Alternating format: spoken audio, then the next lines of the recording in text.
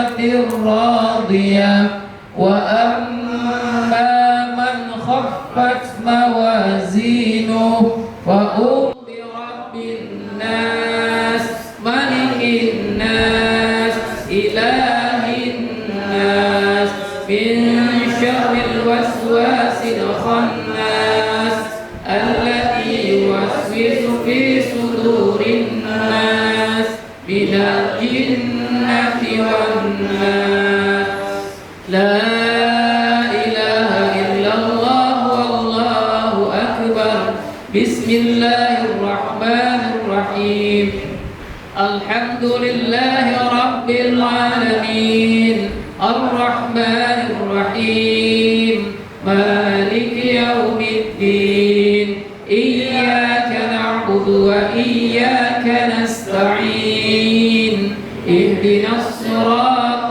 المستقيم صراط الذين أنعمت عليهم غير المغضوب عليهم ولا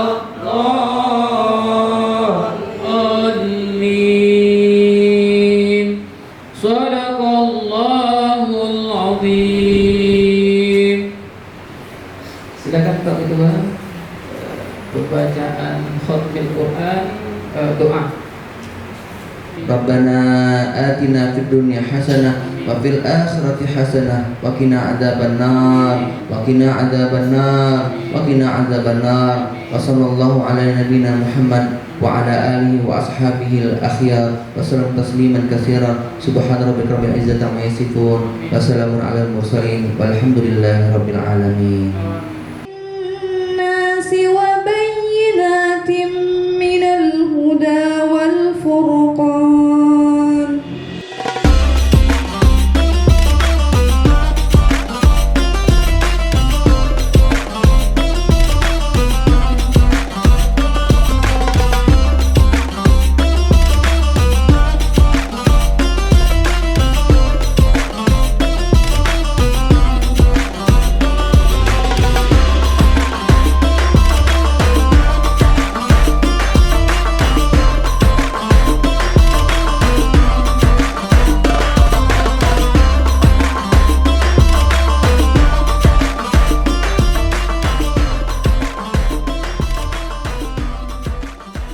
Rahman selaku BPH Yayasan Perguruan Tinggi Batam, yang Allah muliakan Bu Rektor selaku pimpinan Universitas Riau Kepulauan, begitu juga dengan Pak Dahrul Aman Harahap selaku Wakil Rektor, dan ada juga bersama kita Bu Ervin, Direktur Pasca, ada Pak Albert di Prodi Manajemen Pendidikan, ada Pak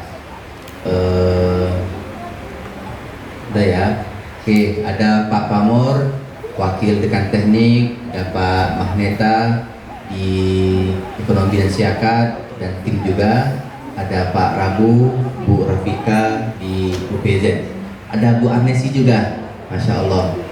Ada tadi di luar sepertinya ada Pak Rashid tadi belum masuk, ya.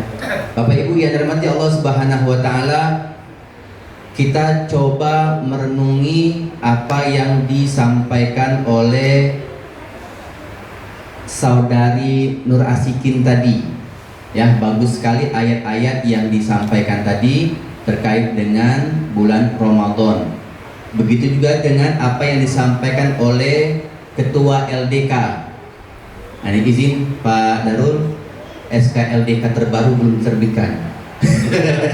Saya minta ke mereka mana formaturnya, buatkan surat pengajuan penerbitan SK kepengurusan yang baru periode ini. Nah, ini karena ada libur dan lain-lain, dan akhirnya tetap berjalan acaranya, tapi belum berdasarkan SK yang terbaru.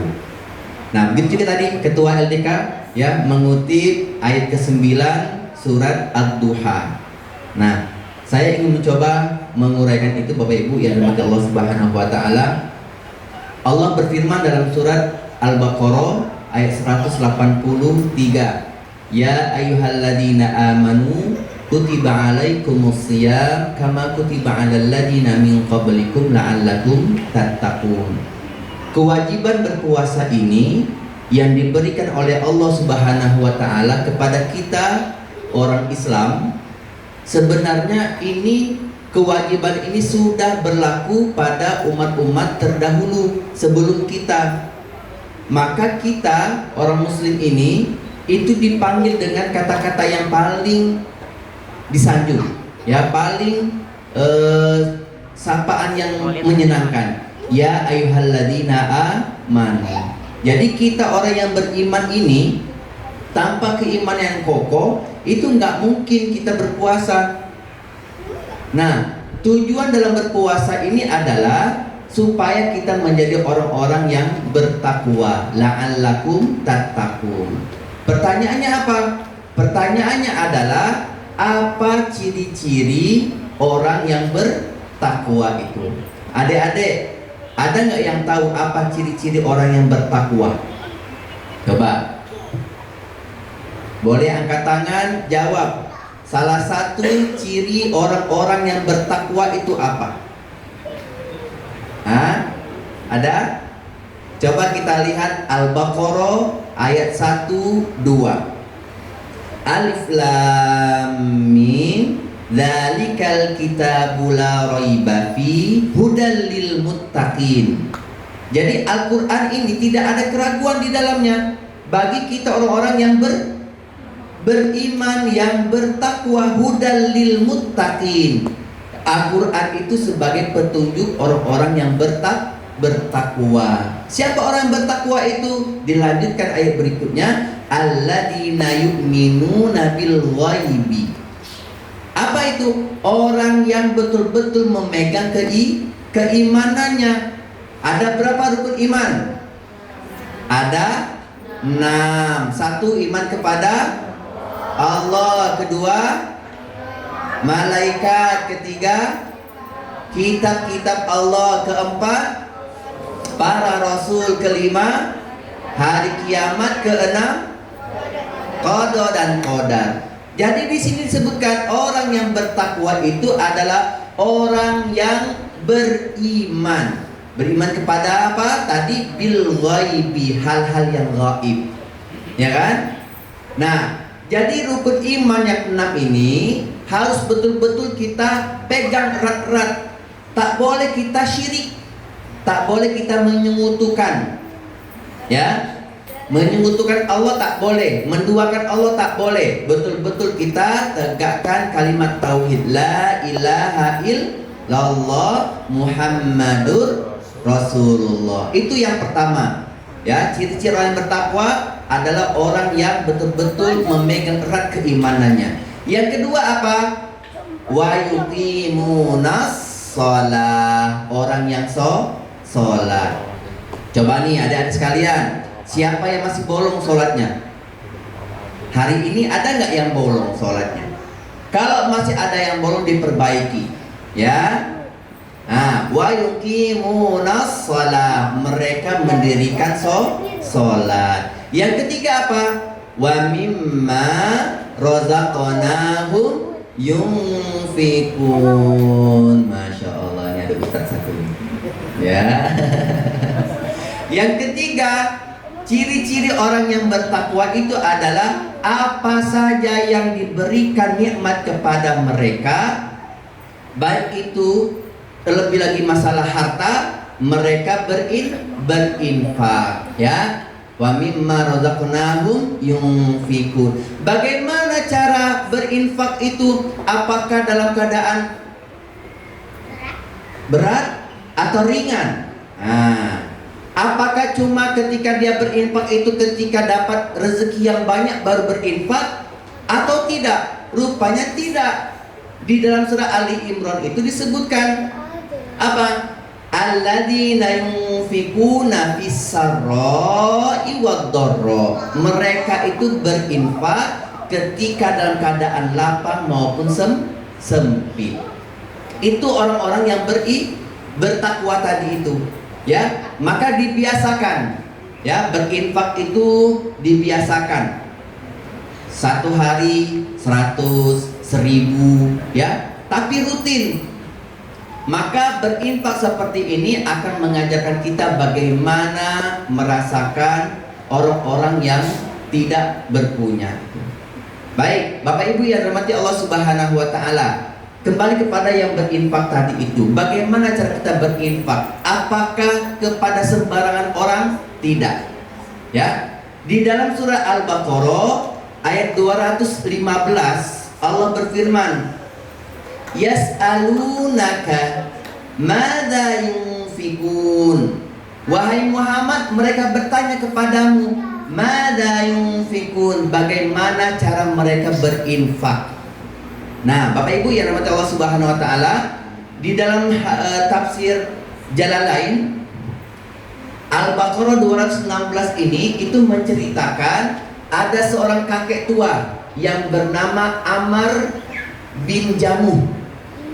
Ya, Amr bin Jamuh ini kakek tua, tetapi dia kaya raya, bingung mau menghabiskan hartanya ini kemana.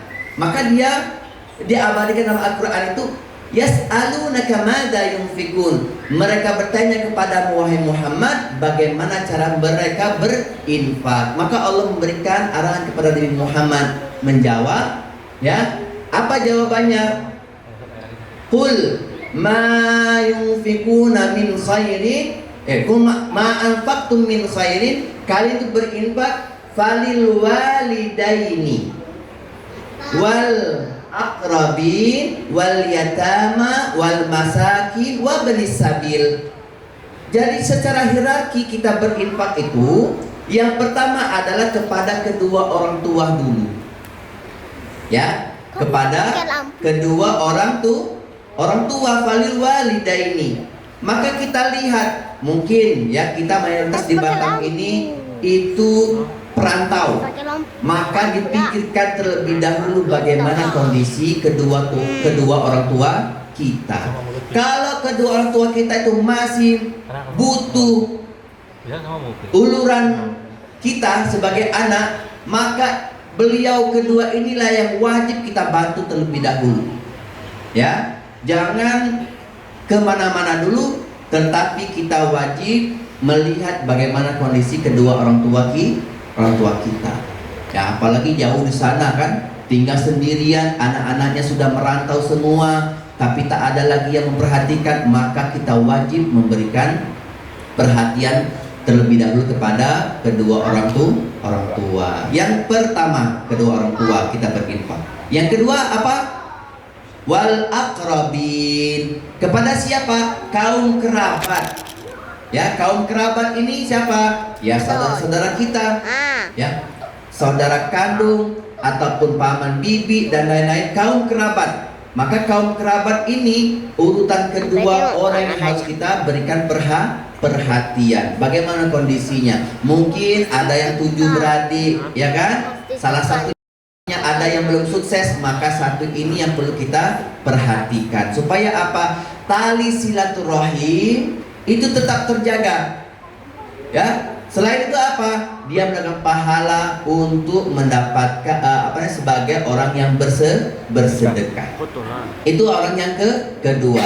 Yang ketiga, kepada siapa kita berinfak itu? Wal yatama, kepada anak-anak yatim. Yang keempat, wal miskin, orang-orang yang miskin. Wa banis sabil, orang-orang yang dalam perjalanan. Nah, ini ada yang mengartikan orang perjalanan itu mungkin misalkan ada orang yang dalam studi butuh bantuan, maka itu diberikan bantuan.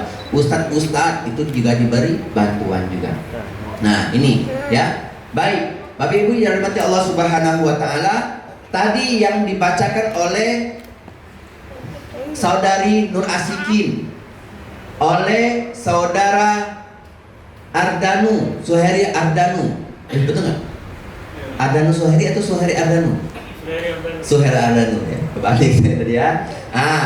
Jadi ketua UPZ kita ini sama Nur Asikin itu mengutip bagaimana menghargai anak-anak yatim. Ya, tadi di surah Ad-Duha apa bunyinya ayat ke-9? Fa'ammal yatima fala taqhar. Maka jangan pernah kita menghardik. Fadzalika alladzi yad'ul wa la yahuddu ala fawailul lil musallin.